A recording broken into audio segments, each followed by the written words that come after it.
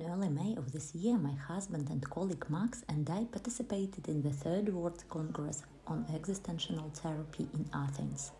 We posted a video report about this wonderful event a bit earlier here on our channel for Psychotherapy. We had a great opportunity to meet and talk with esteemed colleagues, lecturers and approach leaders from around the world. As often happens, my initial inclination was to discuss the personal side. With these questions, I approached Emmy van Deurzen, a brilliant professional, activist, writer, professor, and the founder of the new School of Psychotherapy and Counselling in London. She's an incredibly creative person and a beautiful woman who has worked closely with her husband, psychiatrist Digby Tantam, for many years. Of the time, which means most of the time we try to hide ourselves.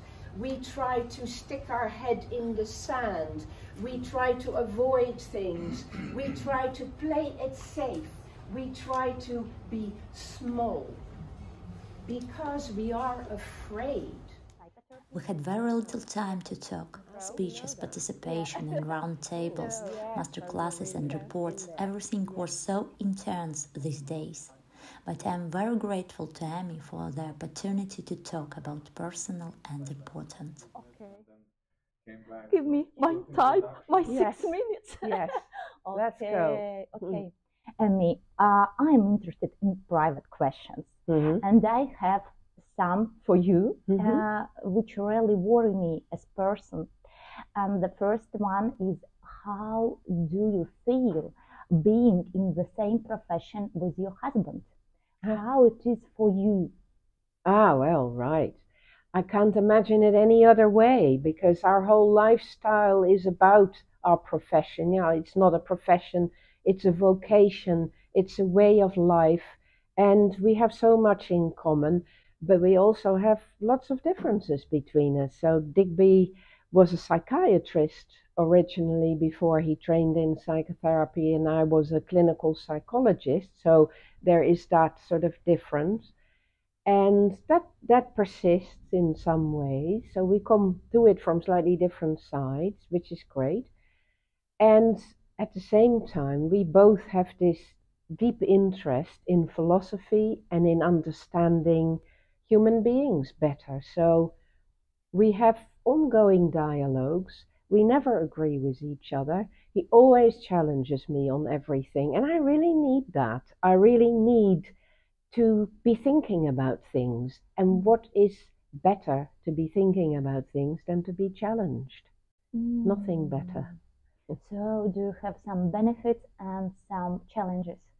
All the time. The challenges are all the time, and the benefits are all the time too, definitely. How many years are you together? Well, we're celebrating our 25th wedding anniversary in July, the end of July.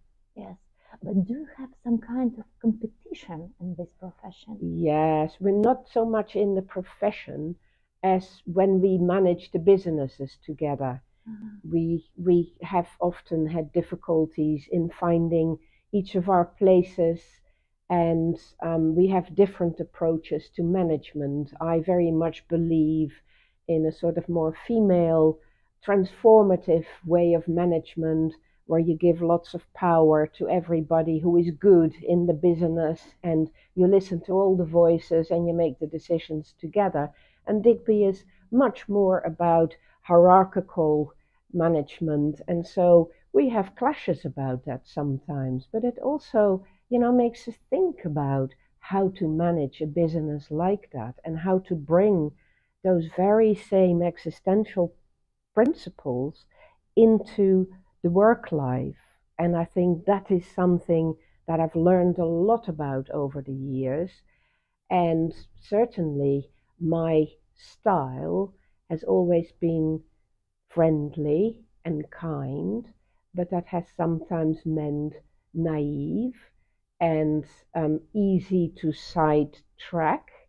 And I've suffered lots of attacks in my career, but since I work together with Digby, that doesn't happen, because Digby is very good at countering attacks and at preempting them and at overcoming them. So he has brought me a strength and a safety that I was lacking on my own. And I think similarly, Digby would say, I have brought him a fluidity and a sort of emotional connection that maybe were taboo for him in the past. So we're nurturing each other, and we're kind of complementary in that. Oh, it's nice. Yeah. But do you have your private time without speaking of psychotherapy, maybe? Because we have some kind of problems in our couple now, because we are both in the same profession. And, you know, sometimes I'm thinking, oh, where is my simple life? Yes, yes. Well, I haven't had that sort of simple life for a long time. But we have our ways and means, you know. We have a very practical thing. We like to garden together. We have quite a nice garden. We like to go walking with our dog and playing with our dog. We both like to watch movies, especially movies that are a little bit interesting. And, you know, we like to go traveling, and there's so many things we do together that are not about the profession as well. And of course, there's the family. We have a large family. We have 4 children between us, and they have partners, and we have 4 grandchildren.